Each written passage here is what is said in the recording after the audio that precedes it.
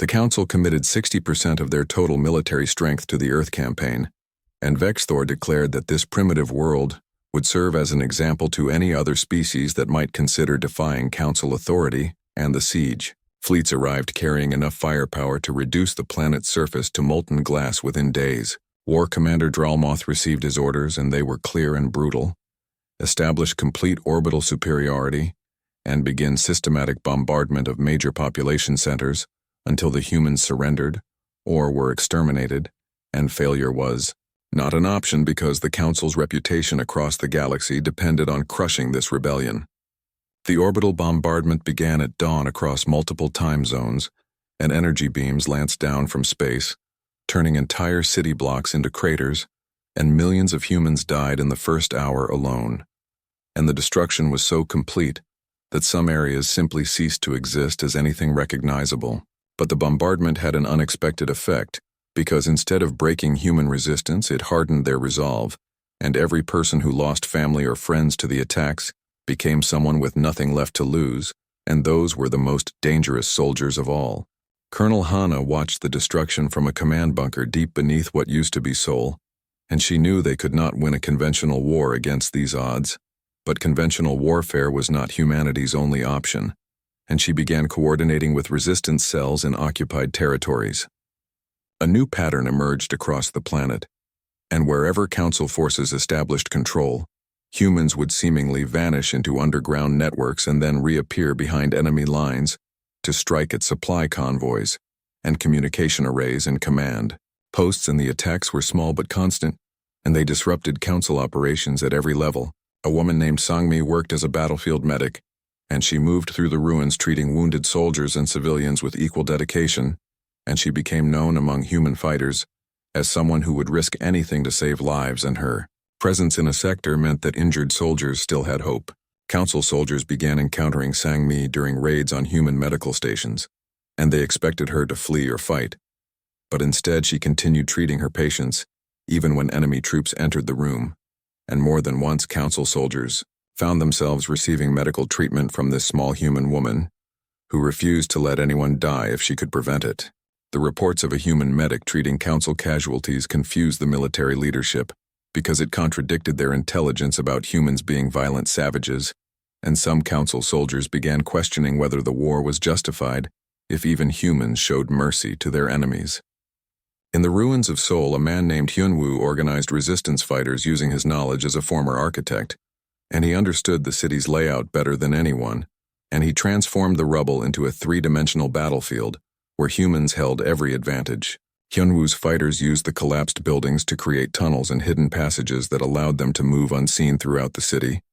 and they would emerge to attack Council patrols and then disappear before reinforcements arrived, and the Council troops began to fear the ruins because death could come from any direction at any moment. Taemin worked with engineering teams to develop countermeasures against Council technology, and he was brilliant at finding weaknesses in systems that their creators thought were flawless. And he created jamming devices that disrupted Council, communications and mines that could punch through their armor, and drones that could operate in conditions that would destroy Council equipment. The engineer team salvaged every piece of Council technology they could find, and Taemin personally led raids to capture intact equipment because he understood that understanding the enemy's tools was as important as having weapons to fight them. Ji Young made another breakthrough when she discovered that Council shields operated on predictable frequency patterns, and she developed a weapon that could match those frequencies and pass through the shields as if they were not there, and the first test in combat destroyed a Council command vehicle that had seemed invulnerable. News of the shield-penetrating weapon spread quickly through human forces, and Ji Young worked around the clock to manufacture as many units as possible, but resources were limited, and every weapon required components that were increasingly difficult to obtain. Meanwhile, across the galaxy, something unexpected was happening, and reports reached Council headquarters of unrest in subjugated territories, and species that had accepted Council rule for centuries were suddenly questioning that authority, and in some sectors open rebellions had begun. Vexthor realized with growing alarm that Earth's resistance was inspiring other species to fight back, and the Council had never dealt with multiple simultaneous uprisings because their strategy had always been to crush any rebellion so quickly and completely that others would not dare to follow. But Earth had been fighting for months and humans were still resisting, and other species saw this and began to believe that the Council was not invincible, and that belief was more dangerous to Council authority than any weapon. The Council leadership debated their options, and some argued for negotiating with Earth while others demanded total war, even if it meant destroying entire planets to maintain control, and the debates grew heated as Council members turned on each other for the first time in centuries. Drowmoth watched his forces struggle to maintain control of the occupied territories, and every day brought new reports of ambushes and sabotage, and his casualties continued to mount, while reinforcements became harder to obtain because the Council was now fighting on multiple fronts. The war commander found himself in an impossible situation, and he had been ordered to end the conflict quickly. But every tactic he employed seemed to make human resistance stronger, and he began studying human military history, trying to understand how this species fought so effectively. What Drowmoth discovered disturbed him because human history was filled with wars where vastly outnumbered forces held out against superior opponents, and humans had developed warfare into a science with thousands of years of innovation driven by constant conflict, and they understood how to fight against better equipped enemies because they had been doing it to each other for millennia. Hana received intelligence from Daejung that the Council fleet was showing signs of strain and supply lines were overextended and crew rotations were being delayed because reinforcements were being diverted to other conflicts, and she realized the Council was vulnerable in ways they had never been before. She called a meeting of Earth's leadership and presented her analysis along with the radical proposal she had been developing, and instead of just defending their planet, they needed to attack Council territory and force them to fight on multiple fronts and spread their forces even thinner. The proposal was met with skepticism because Earth barely had enough ships to defend their own orbit, and launching an offensive against Council-held territory seemed impossible. But Hana argued that impossible was what humans did best. Byung-woo had been training pilots for this exact mission, and he had 24 volunteers who were willing to attempt the breakthrough, and they had been retrofitting ships with captured Council engines and weapons and preparing for a suicide run through the orbital blockade. Taemin volunteered to accompany the mission as an engineer, because the ships would need constant repairs and modifications during the journey, and he knew his sister would try to stop him, so he did not tell her until the day before launch. When 9D, Hana discovered that her brother was going on the mission, she tried to forbid it, but Taemin stood firm, and he explained that someone with his knowledge of Council systems needed to be on the strike force, and she finally accepted his decision, even though it terrified her. The strike force launched under cover of a massive diversionary attack that drew Council ships away from one section of the blockade, and Byung-woo led his squadron through the gap at speeds that pushed both ships and pilots to their limits, and they took casualties, but 11 ships made it through to open space. Daejung tracked their progress from his observatory, and he fed them real-time data on Council patrol patterns and safe routes through the outer solar system, and his guidance allowed them to avoid several encounters that would have destroyed the entire force. The escapees headed toward a Council-held system that intelligence suggested was only lightly defended, and their mission was to liberate any subjugated species they found and demonstrate that Earth could strike back at the Council anywhere in the galaxy. Back on Earth, the diversionary attack had succeeded, but at terrible cost, and the Council response was swift and brutal, and they intensified the bombardment and launched ground assaults on 3 major resistance strongholds simultaneously. Yun-woo found his position in Seoul under attack from overwhelming forces, and he coordinated a fighting retreat through the tunnel networks. But the Council had learned from previous battles, and they were using area denial weapons that collapsed entire sections of the underground passages. Sang-mi was treating wounded fighters in a makeshift hospital deep. Byung-woo's strike force had liberated 3 worlds in the Kepler system, and now they faced an impossible decision about whether to return to Earth or press their advantage and attack more Council territories, while they still had functioning ships and supplies. The decision was made for them when a fleet of alien ships appeared in the system, broadcasting messages of friendship rather than hostility, and the commander identified herself as Shelik of the Keltharan species, and she explained that her people had been enslaved by the Council for 800 years, Shellick had heard the broadcast that Timon sent across the system, and she had witnessed human forces defeating Council troops despite overwhelming odds, and she brought her fleet of 43 ships that her people had been hiding and maintaining, for generations waiting for the day they might be free. The Keltherin pledged their ships and loyalty to Earth's cause, and Byung-woo accepted the alliance because he understood that this war was bigger than just defending one planet, and it was about breaking the Council's grip on the entire galaxy. Taemin worked with Keltherin engineers to integrate their technology with human weapon systems, and he found that the Keltherin had developed innovations during their centuries of hidden resistance that even the Council did not know about, and, combining these with human ingenuity, created hybrid systems that were formidable. The combined human-Keltherin force began striking at Council supply lines and communications relays throughout the sector, and each victory inspired more subjugated species to rebel, and within weeks a dozen different species had thrown off Council authority and were coordinating their resistance efforts. Back on Earth, a diplomat named Hyan had been conducting secret communications with representatives from several Council species who were questioning the war, and she had been building relationships and gathering intelligence about divisions within the Council leadership. Hyun had discovered that many Council species had originally joined voluntarily seeking protection and trade benefits, and they had never signed up for endless warfare to maintain an empire, and now they were being asked to commit their forces and resources to a war that seemed unwinnable. She proposed a bold diplomatic initiative, and Earth should reach out to these dissenting Council members and offer them a place in a new galactic alliance based on cooperation rather than domination. And the idea was risky because it required revealing Earth's weakness and their desperation for allies. Colonel Hana approved the diplomatic outreach because she understood that Earth could not win through military force alone, and they needed to fracture the Council from within and turn their enemies against each other,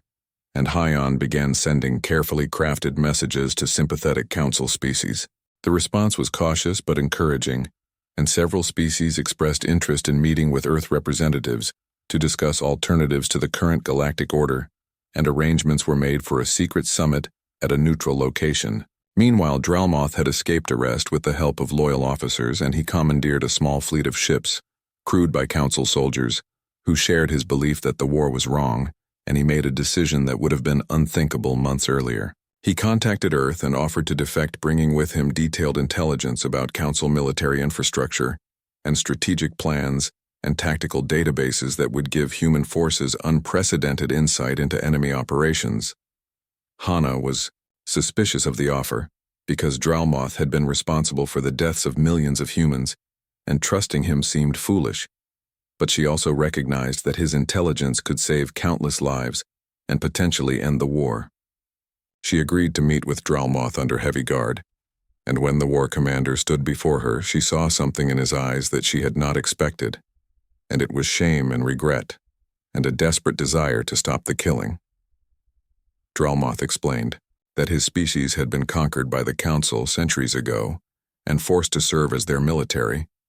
and he had spent his entire life fighting wars of aggression against innocent species,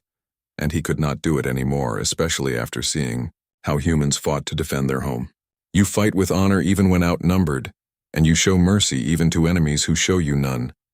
And you remind my people of who we were before the Council broke us, Dralmoth said,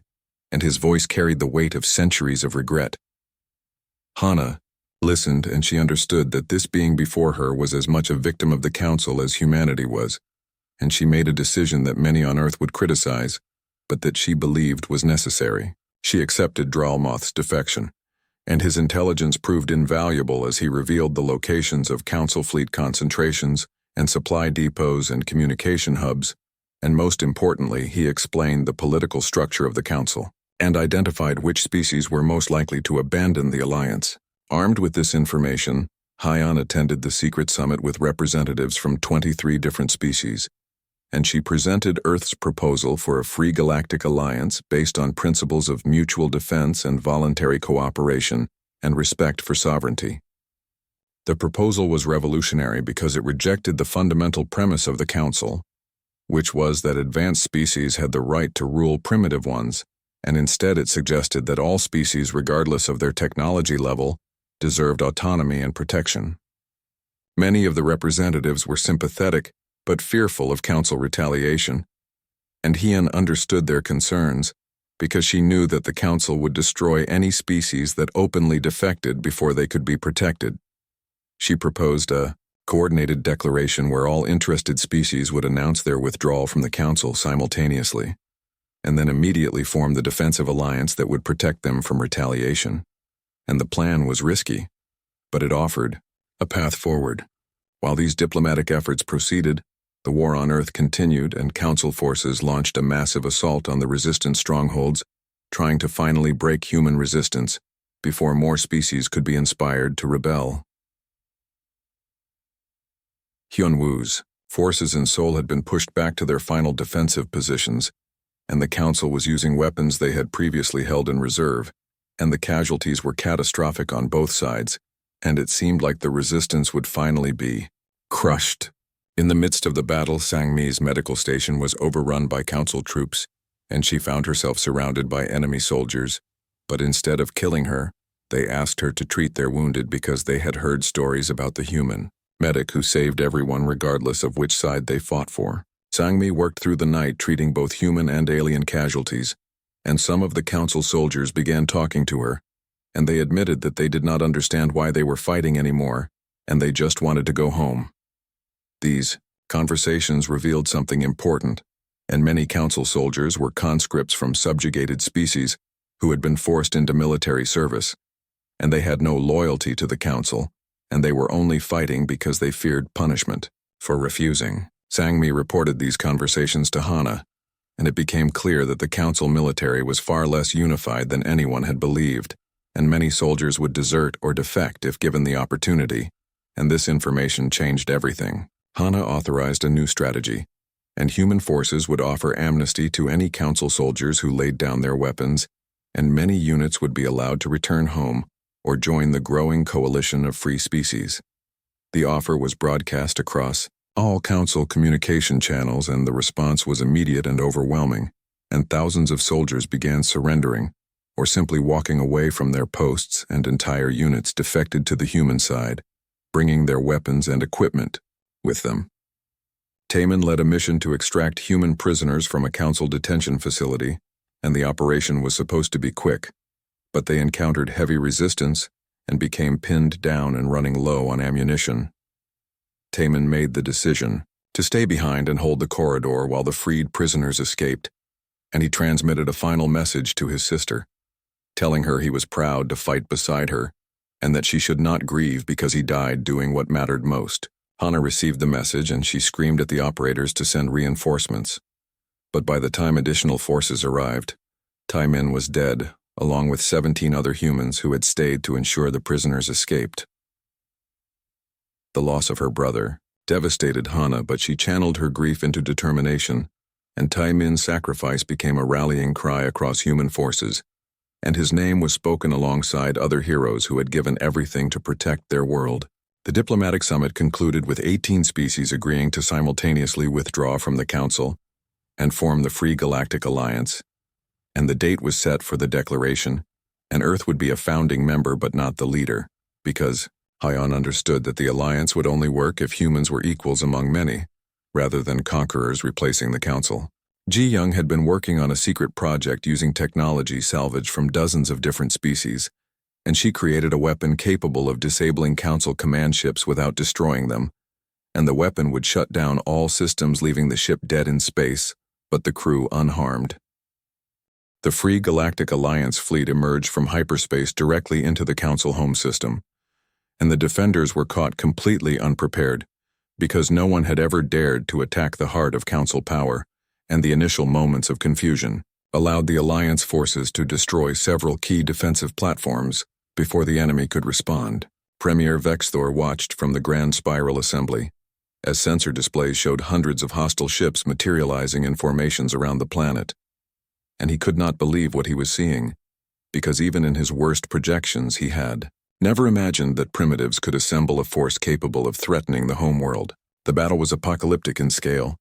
and ships from both sides filled the space around the planet, trading fire at ranges that turned seconds into eternity, and explosions lit up the darkness as shields failed and hulls shattered and the debris from destroyed vessels became hazards that damaged other ships. Byung-woo led a squadron of fighters through the chaos,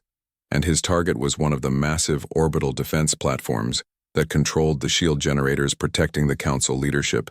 and he had to navigate through a storm of defensive fire while avoiding collisions with capital ships maneuvering for position. His squadron suffered terrible casualties as defensive systems locked onto his fighters and destroyed them one by one, but Byung-woo pressed forward with the few ships that remained, and they managed to deliver their payload directly into the platform's main reactor, and the explosion created a gap in the planetary shields. Hana commanded the flagship, and she directed the assault forces to exploit the breach that Byung-woo had created, and dropships loaded with soldiers from a dozen different species began descending toward the planet's surface, with the mission to reach the Grand Spiral Assembly and force the Council leadership to surrender. Daejung monitored enemy communications and tactical movements, and he fed real-time intelligence to the fleet commanders, and his analysis allowed Alliance forces to anticipate Council maneuvers and counter them before they could be executed, and his work was saving countless lives. On the planet's surface, Vexthor activated the Council's ultimate weapon, and it was a device that had been hidden in the system's star for thousands of years, and it was designed to destabilize the star if the Council was ever threatened with defeat, and the weapon would turn the star into a supernova that would destroy everything in the system. The activation sent waves of energy through the system that every ship detected, and Dralmoth immediately recognized what it meant, because he had known about the weapon's existence, and he transmitted a warning to all Alliance forces. The Council has activated the stellar destabilizer, and if we cannot shut it down within 1 hour, the star will go supernova and kill everyone in this system, and the explosion will reach neighboring systems and kill billions more, Dralmoth announced, and his voice carried the horror of someone who understood the Council's final act of spite. Hana made an instant decision, and she ordered the main fleet to continue the assault, while a small team, including herself, would attempt to reach Vexthor and force him to deactivate the weapon before it was too late. Sung-mi joined the landing team because she knew Hana would be in danger, and she refused to let her friend face this final battle without medical support, and the team fought their way through the planet's defensive systems toward the Grand Spiral Assembly. Ji-young and Daejung worked together to analyze the stellar destabilizer, and they discovered that it was controlled from the assembly chamber itself, and the only way to shut it down was to physically access the control system, and they transmitted the technical details to Hana's team. The landing team reached the assembly, and they found it defended by the Council's elite guard. But many of those guards were conscripts from subjugated species who had been forced to serve, and when they saw the Alliance forces, they hesitated. Sang-mi stepped forward with her hands raised, showing she was unarmed, and she called out to the guards that they did not have to die for leaders who saw them as disposable, and that the Alliance offered them freedom and a chance to go home. Some of the guards lowered their weapons and stepped aside, while others remained loyal to the Council, and a brief firefight erupted, but it ended quickly when the guards who had surrendered helped disarm their former comrades. Hana's team entered the assembly chamber, and they found Vexthor standing at the control console surrounded by a handful of loyal Council members, and the Premier's face showed defiance, even though his empire was collapsing around him. "You have won nothing," Vexthor declared, and his voice echoed through the chamber as he gestured at the display showing the destabilizing star, and he explained that in 40 minutes the star would explode and take everyone with it. "The Council has ruled for 10,000 years, and if we cannot continue, then no one will, and the galaxy will burn in our memory," he continued, and his arrogance was absolute even in the face of defeat.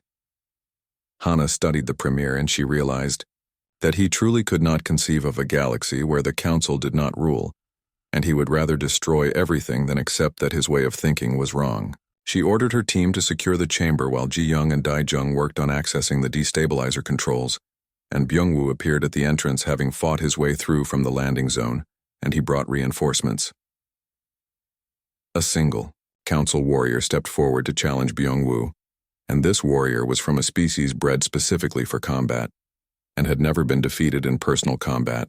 and the duel was vicious as the warrior's superior strength and reach gave him every advantage. Byung-woo was battered and bleeding within moments, but he refused to stay down, and he used every trick and tactic he had learned, and he fought with the desperation of someone who knew that losing meant the death of billions. The warrior grew frustrated, because humans should not be able to withstand this level of punishment, and Byung-woo used that frustration against him, and he feinted left and then struck right, and his blade found the gap in the warrior's armor and the champion fell. Byung-woo stood over the defeated warrior, breathing hard and bleeding from a dozen wounds, and he offered his hand to help his opponent stand, because even in this moment he would not kill a defeated enemy. The warrior stared at the offered hand, in shock because no one had ever shown him mercy, and he took Byung-woo's hand and stood, and he removed his weapon and laid it at the human's feet in a gesture of surrender. Ji-young worked frantically at the destabilizer controls, but the system was protected by security protocols that would take hours to bypass, and they had less than 30 minutes remaining, and the star's energy readings were climbing exponentially. Dae-jung noticed something in the control architecture, and he realized that the council had never imagined someone trying to shut the device down, so the security was designed to prevent unauthorized activation, not deactivation, and he found a backdoor that would allow them to access the shutdown sequence. With 20 minutes remaining, they triggered the shutdown, but the device did not respond, and Dae-jung discovered that Vexthor had implemented a manual override that required the Premier's personal authorization code to complete the deactivation. Hana turned to face Vexthor, and she made her offer, and he could give them the code and save billions of lives, including council species, or he could stay silent and be responsible for the greatest mass murder in galactic history. Why should I care about billions of lives when the council's legacy will be destroyed regardless? Vexthor responded, and his cold logic was the same thinking that had allowed the council to oppress the galaxy for millennia. Sangmi stepped forward, and she had been silent until now, but she spoke directly to the Premier, and her voice was steady and compassionate.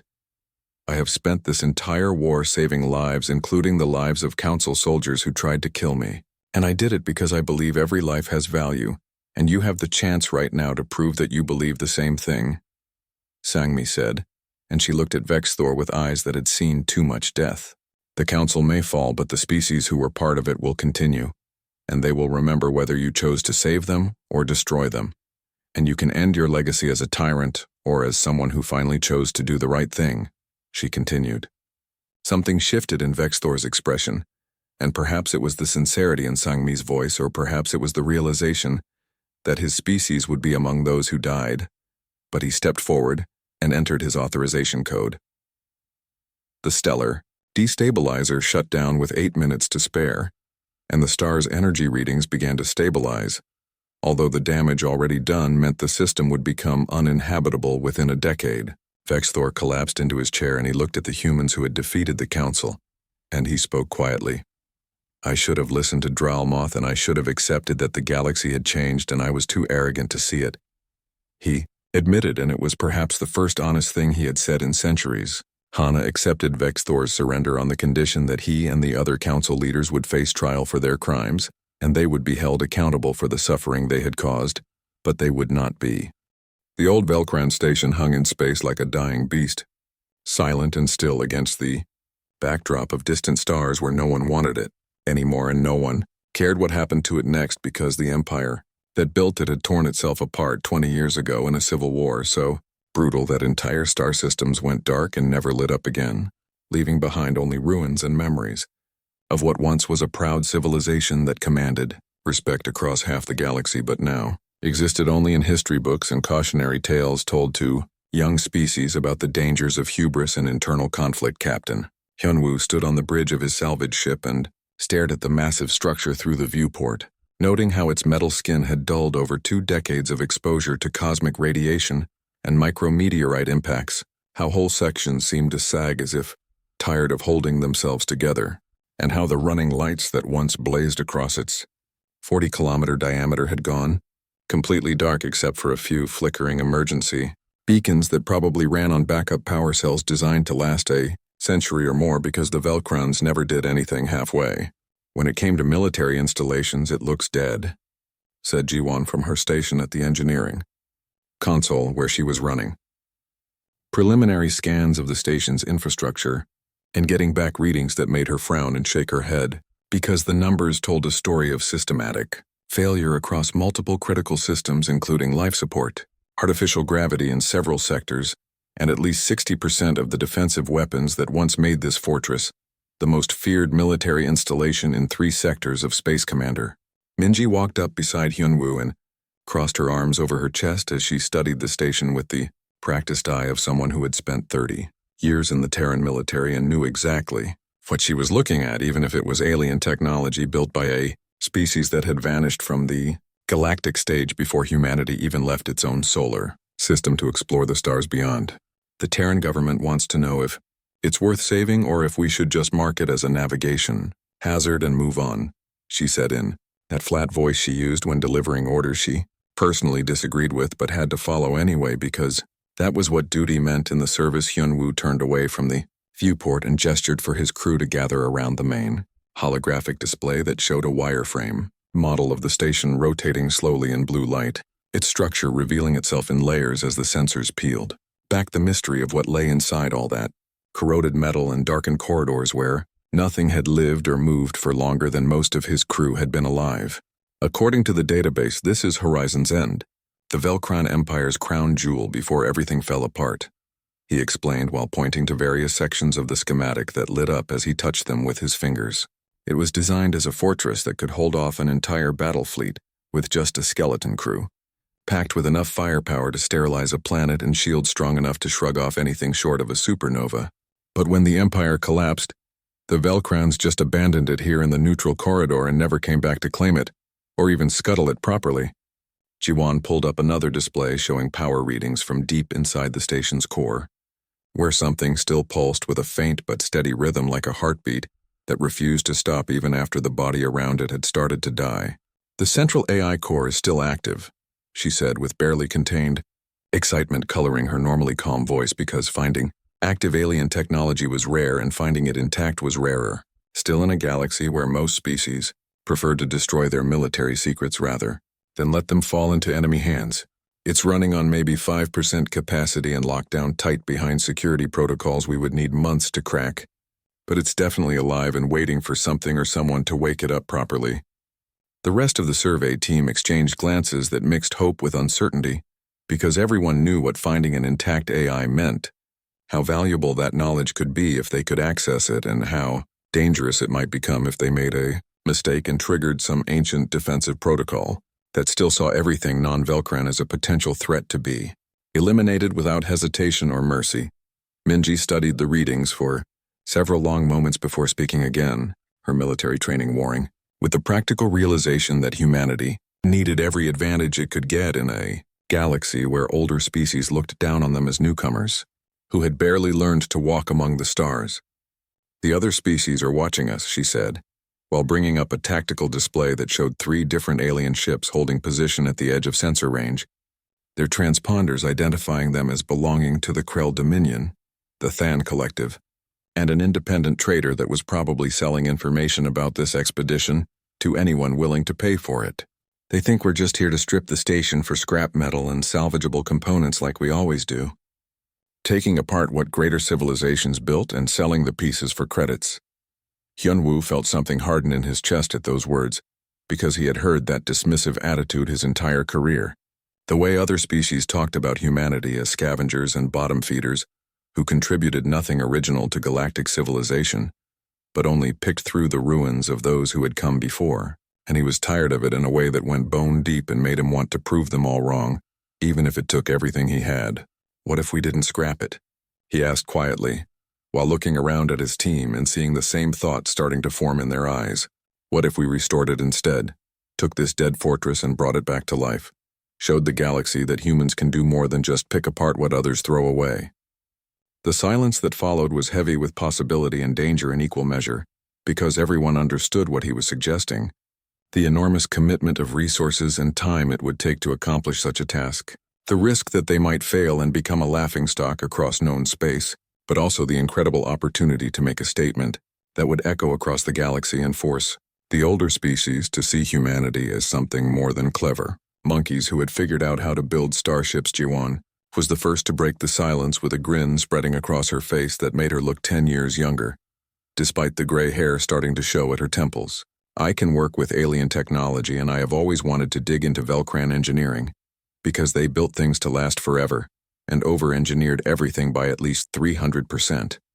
which means even with 60% of systems dead, we still have more than enough to work with if we are smart about it. Minji took longer to respond because she had to think about the military implications and the political firestorm that would erupt when word got back to Earth about what they were planning. But eventually she nodded once in that decisive way that meant she had made up her mind and would not be swayed by arguments or doubts. It would give us a strategic foothold in the neutral corridor and send a message that humanity is here to stay whether the established powers like it or not. Plus, if we can get even half of those defensive systems working again, we would have a fortress that could stand against anything short of a full battle fleet. Hyunwoo turned back to the viewport and looked at the dying station with new eyes that saw not what it was, but what it could become with enough work and determination and human stubbornness applied in the right ways. "Then we do it," he said with finality ringing in his voice. "We take this abandoned relic that they left to rust in space and we turn it into something that will make them remember humanity's name for the next 1,000 years."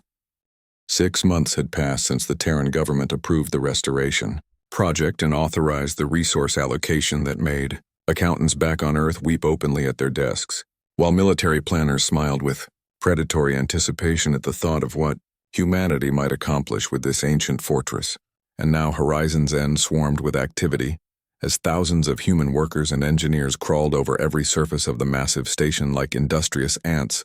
rebuilding their colony after a storm, cutting away dead metal, welding new supports into place, and breathing life back into systems that had sat dormant for longer than most of them had been alive.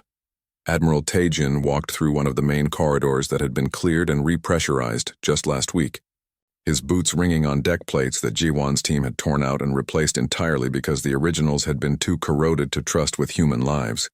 And he felt a fierce pride swelling in his chest as he watched engineers argue over schematics, while sparks flew from welding torches and the air filled with the smell of hot metal and recycled atmosphere that tasted faintly of machine oil and determination. "Status report," he barked at the nearest work crew supervisor who snapped to attention despite being covered in grease and looking like she had not slept in 2 days. Because that was the kind of dedication this project demanded from everyone involved regardless of rank or specialty. "We have restored full power to sections 7 through 12 and brought online another 6 defensive turret clusters that were in better condition than we expected," the supervisor reported while consulting her datapad that showed a 3-dimensional map of the station with sections color-coded to indicate their operational status in green, partial function in yellow, and still dead in red, though the amount of green had been steadily increasing week by week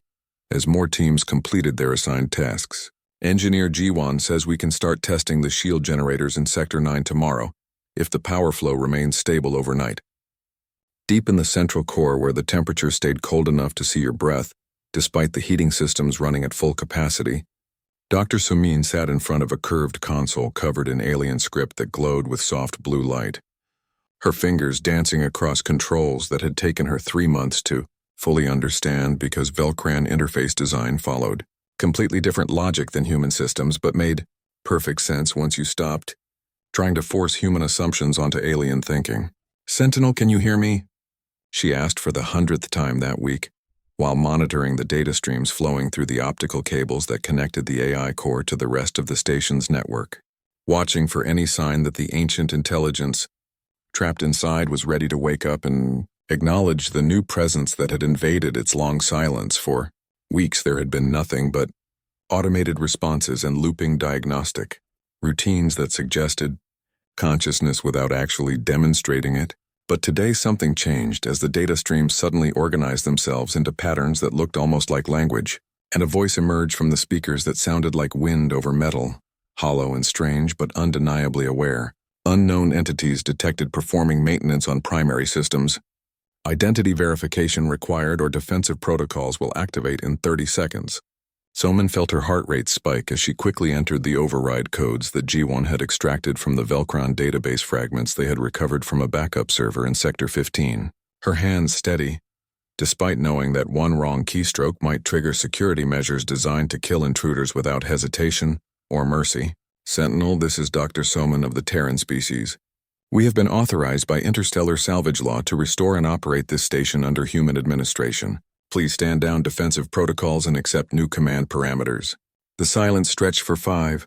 heartbeats while the AI processed this information, and compared it against whatever criteria the Velcrans had programmed into its decision-making matrices 2 decades ago when they still believed their empire would last forever. And then the voice returned with something that might have been curiosity coloring its mechanical tones. Terran species not found in database, classification unknown. Explain your presence and intentions regarding this installation. Soman leaned back in her chair and smiled because that response meant Sentinel was actually thinking,